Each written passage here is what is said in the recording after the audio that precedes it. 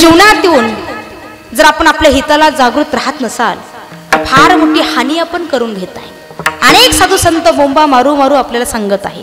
नाथ बाबा देखील आपल्याला सांगतात, हे जरा नाही कळलं मग दुसरा येईल, हे जरा नाही कळलं, हे जरा नाही कळलं मग दुसरा येईल, हे जरा नाही कळलं, हे जर नाही कळलं मग दुसरा येईल, हे जरी नाही कळलं मग दुसरा येईल. सरत सेवा टिपा काळ बांधून नेईल, सरत सेवा टिपा, सरत सेवा टिपा काळ बांधून नेईल, सरत सेवा टिपा, सरत सेवा टिपा काळ बांधून नेईल, सरत सेवा टिपा काळ बांधून नेईल. नाथ बाबा आपल्याला उपदेश करताय, नाथ बाबा सांगताय, आम्ही तुम्हाला उपदेश करतो, चांगला शिकवतोय, चांगलं सांगत आहोत, पटलं तर घ्या, तुम्हाला नसल ऐकायचं आमचं काही नुकसान होणार, एका जनार्दनी आमचे काय बाजाईल, एका जनार्दनी आमचे काय बाजाईल. पिंगळा पिंगळा पिंगळा पिंगळा पिंगळा महाद्वारी बोल बोलत देखा, पिंगळा महाद्वारी, पिंगळा महाद्वारी बोल बोलत देखा, पिंगळा महाद्वारी, पिंगळा महाद्वारी बोल बोलत देखा, पिंगळा महाद्वारी बोल बोलत देखा, पिंगळा महाद्वारी बोल बोलत देखा, पिंगळा महाद्वारी. नाथ बाबांनी पिंगळ्याच्या माध्यमातून उपदेश केला. पण सध्या जर आपण पाहिलं महाराष्ट्रामध्ये एक प्रश्न सध्या निर्माण झालाय, पिंगळा म्हणजे काय? कारण सध्या महाराष्ट्रात पिंगळा गाजतो. कधी कधी फोन करून लोक विचारतात, ताई हे पिंगळा पिंगळा भरपूर दिवसाचं आम्ही ऐकतो, पिंगळा म्हणजे हे काय नवीन निघालं? म्हणजे हे नवीन नाहीये, हे जुनंच आहे.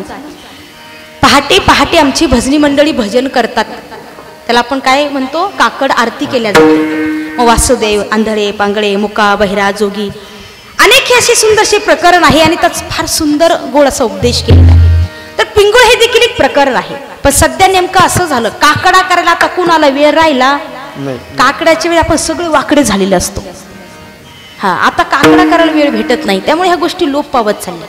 पूर्वी अशी पगडी बांधलेले, फेटा बांधलेले, हातामध्ये डम डम डम डम डमरू वाजवत आणि कंदील लावून जे बाबा पहाटे पहाटे यायचे, काय म्हणायचो आजी आपण त्यांना?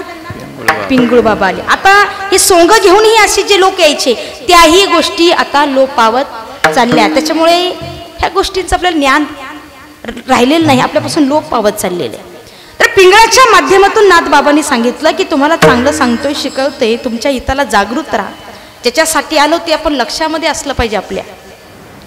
आणि प्रत्येक माणसाने समोर हेच ठेवावं की आपला उद्धार कसा होईल, हे प्रत्येकाने डोक्यामध्ये ठेवलं पाहिजे.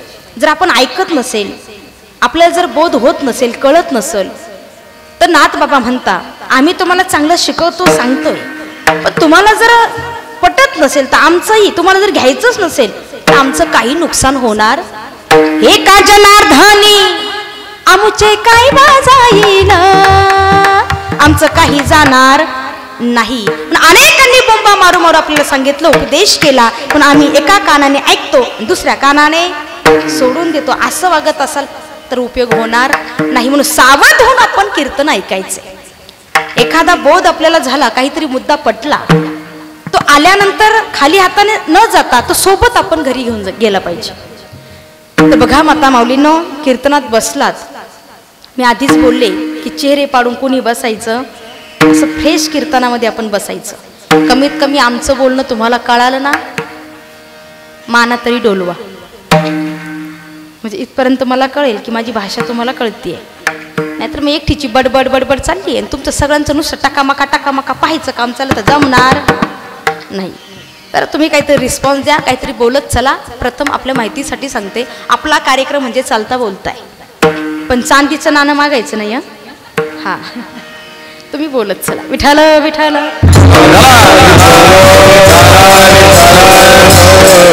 आजच्या सेवेसाठी गोड असा अभंग आपण घेतलेला आहे. म्हैसी पुत्रा मुखी. काय विचारलं होतं तुम्हाला मी? काय चाललंय आपलं हे? जागे ना तुम्ही सगळे? आजी काय चाललंय? कीर्तन चाललं.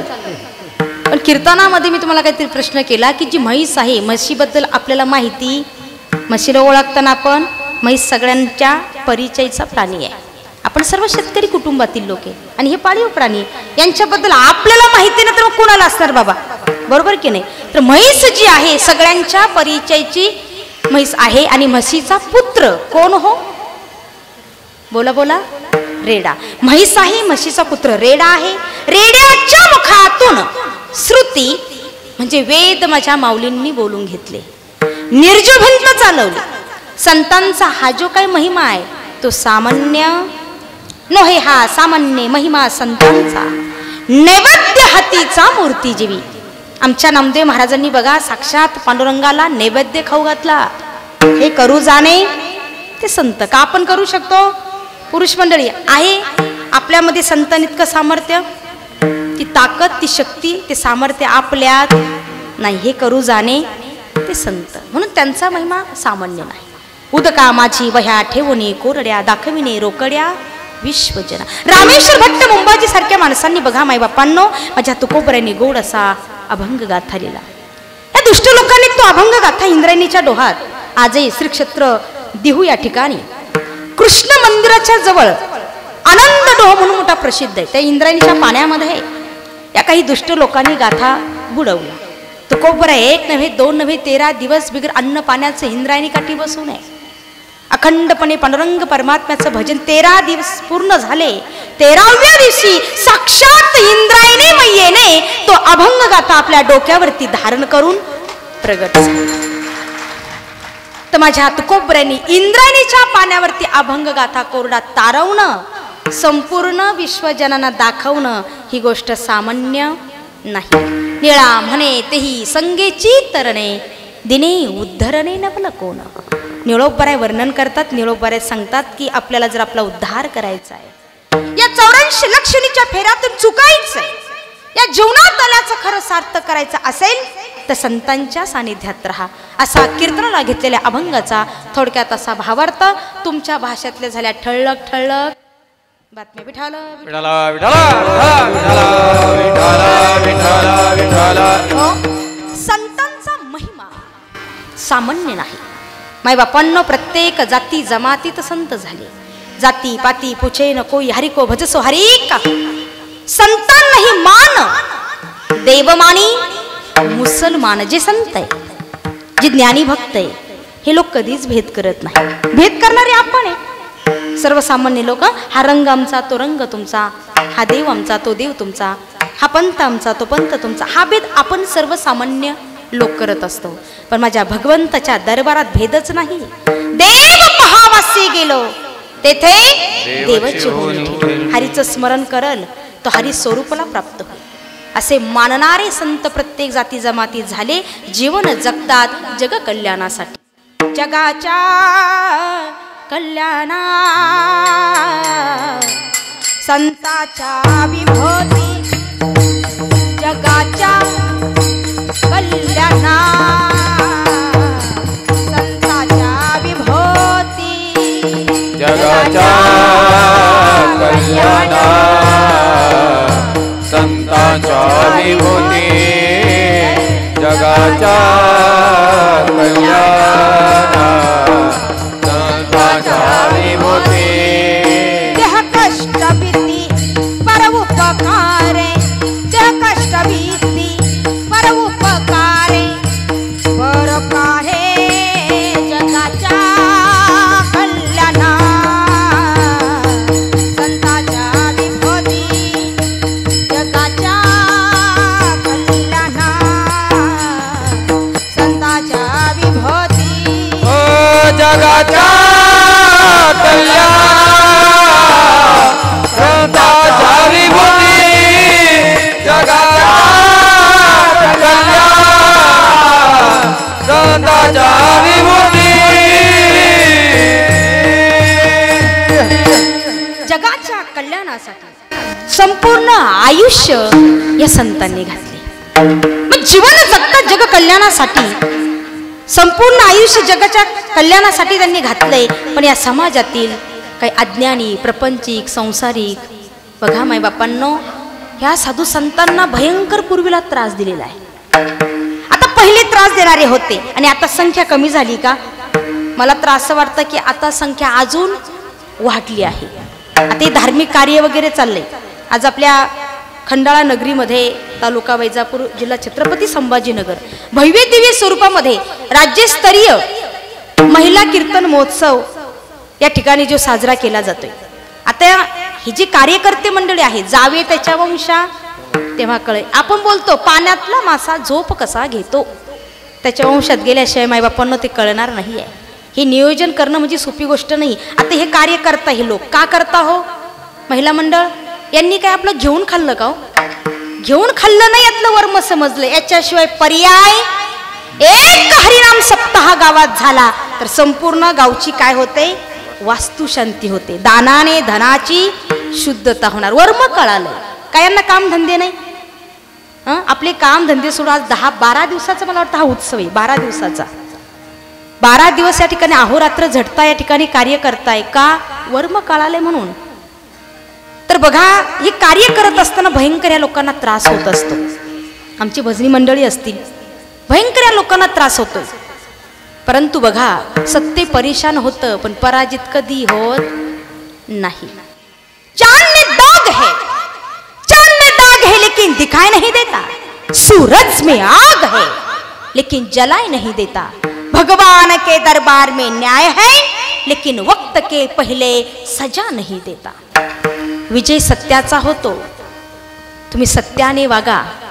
त्रास होणार आहे, परंतु कितीही त्रास झाला पण सत्यापासून कधी ढळता कामा नाही. हे चालूच राहणार आहे. त्रास देणारे लोक कमी होऊ शकणार नाही. ही दिवसेंदिवसांची वाढ होणारच आहे. कारण हे प्रत्येक ठिकाणी झालंय. प्रत्येक ठिकाणी 4-2 कवाय ना कावळ्याच्या जातीचे. इकडं कस काय? आमच्याकडे तसंच ना, घरोघर मातीच्या चुली. हे ठिकठिकाणीच वाढले, ठिकठिकाणी सुरू झाले. खेकडाप्रमाणे मागे ओढणारे. चांगलं कार्य चाललं ना मावशी, ह्या काही अज्ञानांच्या अशा पोट्यातच गोळा उठवतो. यांना देखवतच नाही. हे कसं बंद पडल? प्लॅनवर प्लॅन काही अज्ञानाची चालू असतात. स्वतःही व्यवस्थित करायचं नाही आणि दुसऱ्यालाही करू द्यायचं नाही. असे भरपूर बहादर या जगामध्ये. म्हणून यांच्या नादाला लागून आपल्याला जे ध्येय गाठायचंय ती आपण ह्या लोकांच्या जर नादाला लागलं तर आपल्याकडून काही होणार नाही. म्हणून आपण करायचं काय?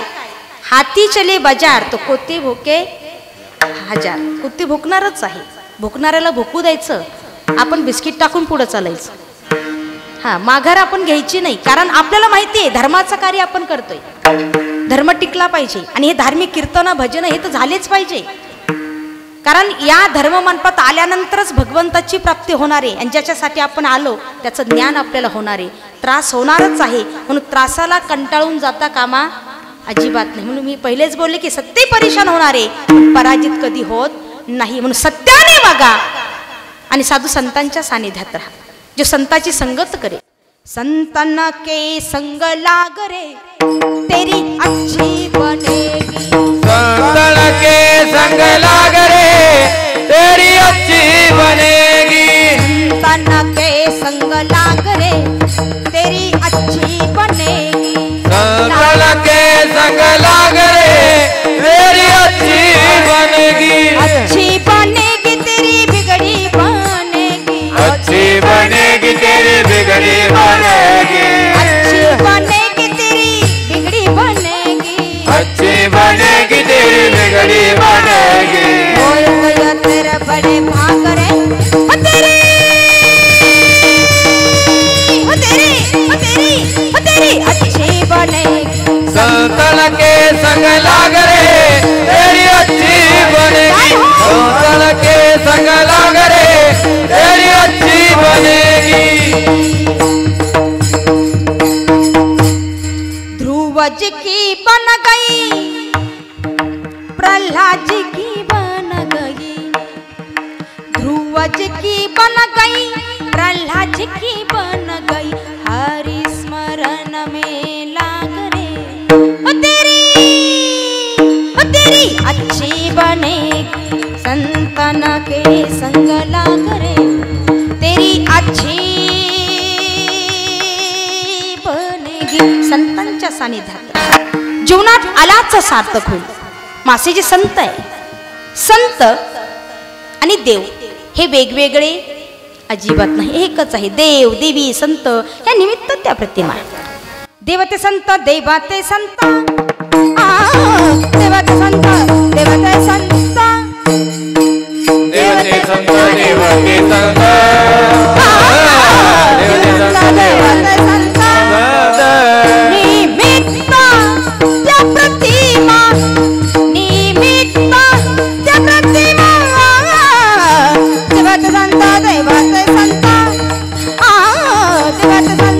देवते संत, निमित्त त्या प्रतिमा, निमित्त त्या प्रतिमा. देवते संत देवते संत, देवते संत देवते संत. धर्माचा लोप होतो, अधर्माची वाढ होते. लोक सत्य मार्ग सोड अधर्माने वागतात. युगानुयुगे माझ्या भगवंतालाच हे कार्य करावं लागतं. यदा यदा ही धर्मश ग्लानिर्भवती भारत अभ्युत्थानम धर्मस्य तदात्मानं सृजाम्यहम्. युगान युगे माझा भगवंत अवतार घेतो. धर्म रक्षा वया अवतार घेसी, आपुल्या पाळीचे भक्त जना, आपुल्या पाळीचे भक्त जना. धर्म रक्षा वया अवतार घेसी, आपुल्या पाळीचे भक्त जना, आपुल्या पाळीचे भक्त जना.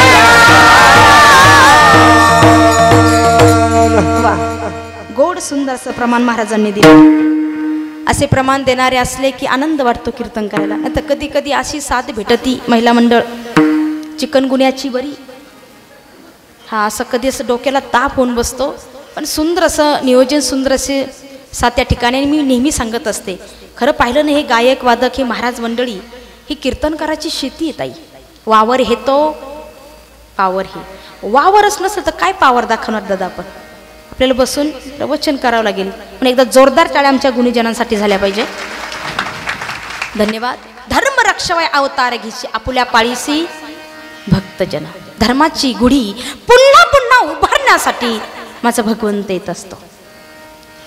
मग तो धर्माच्या रक्षणासाठी येतो, बरोबर की नाही. मग भगवंत जर धर्माच्या रक्षणासाठी येत असेल तर आपलंही काहीतरी कर्तव्य आहे की नाही? आहे ना. धर्माचे पालन करणे पाखंड खंडन आपलं कर्तव्य आहे. धर्माचं पालन आपण केलं पाहिजे. मग खरा धर्म शिकवतो काय? खरा धर्म सांगतोय काय आजी आपल्याला? खरा धर्म आपल्याला हे सांगतो की आपण सर्व एक आहोत. सर्वांवर माणसाने प्रेमच केलं पाहिजे. आम्ही लहान असताना जेव्हा शाळेत जायचो कधीतरी भांडणं वगैरे मुलांमध्ये व्हायचे काका. आता अज्ञान बुद्धी असते, समज नसतो. तर असं घडलं की आमचे गुरुजी सांगायचे, अरे सर्व आपण एक आहोत आणि हे सत्य. तुम्ही आम्ही आपण सर्व एक आहोत. भगवंतातील एक अंश आहोत. पर्यटक आहे, फिरण्यासाठी आलात. आयुष्य संपलं ना त्याच्यात विलीन व्हायचे. म्हणून समभाव सर्वांबद्दल असावा. सर्वांना आदर माणसाने करावा. प्रेम सर्वांवर माणसाने केलं पाहिजे. हा खरा धर्म आपल्याला शिकवतो. तर आमचे गुरुजी वर्गात शिकवत असताना गोड प्रार्थना शिकवली. खरा तो एकाची धर्मा जगाला प्रेम अर्पावे. खरा तो एकाची धर्मा जगाला प्रेम अर्पावे. काय म्हटलंय? खरा तो एकची धर्म की जगाला प्रेम अर्पावे, जगावर प्रेम करावे. पण आता राहिले का तसे लोकांचे विचार? आजी आमच्या वयामध्ये तुम्ही होतात, जवळून लोकांचे विचार तुम्ही पाहिले. ते विचार दिसता का आता? आता ते विचार दिसत नाही. आता सगळं उलट होऊन बसलं. उलट बोलता लोक. खरा तो एकाची धर्मा जगाचे बांध कोरावे. पावड्याने तासून घ्यावे. महिला मंडळ नाही जमलं तर काय करावे? नाही जमलं तर खुरप्याने कोरावे. कोरावे बांध कोरावे. काय झालं? जास्त कोरला गेला का? किती बांध कोरले? अनेक बांध कोरणारे गेले, बरोबर कोणीच काही नेलं नाही. आज गेला पंजा गेला बाप म्हसला गेला देखत देखत नातू पंतू तोही तैसा झाला देखत देखत नातू पंतू तोही तैसा झाला गेला पंचा गेला बाप म्हसला गेला देखत देखत नातू पंतू तोही तैसा झाला देखत देखत नातू पंतू तोही तैसा झाला आजोबा पंजोबा कोण होऊन गेलं आठवलं कुणाला असं महिला मंडळ आपल्या गावातली अमुक अमुक व्यक्ती गेली म्हणजे जाऊ नये पण उदाहरण गेली आणि जाताना काही मूठभर माती नेली आठवलं मग त्यांनीच नेलं तर आपण काय नेणार आहे म्हणून आपल्या बरोबर येणार आपण केलेलं कर्म याच्या व्यतिरिक्त आपण काही नेऊ शकणार नाही कुणीच बरोबर काही नेणार नाही परंतु बघा सर्व गोष्टी माणसाला कळत नाही का हो कळतं पण वळत नाही सगळं समजतं सगळ्याला कळतं आज 95% आपण जर कोर्टात पाहिलं ना सध्या लोकांमध्ये वाद सुरू आहे भांडणं चालू आहे बांध आणि रस्ता याच्यावरून सगळ्यात जास्त भांडण चालू एक दिवस सहज मी असा विचार करत बसली का लोक एवढ्या ह्या गोष्टीवरून भांडत असतील सगळं 60-70 वर्षे जगायचंय आपणही जगा आणि दुसऱ्याला व्यवस्थित जगू द्या आपणही व्यवस्थित जगायचं नाही दुसऱ्याला जगू द्यायचं नाही त्या बांधावरून आणि त्या रस्त्यावरून भांडणं सहज लक्षात आलं सगळ्यात जास्त उत्पन्नाची बाजू बहुतेक रस्ते आहे आणि बांध आहे सगळ्यात जास्त पिकं बांधावर येतात सगळं कळतंय आपल्याला म्हणून माणसाने हा नेहमी विचार करायचा आपणही जगा आणि दुसऱ्यालाही जगू द्या विठाला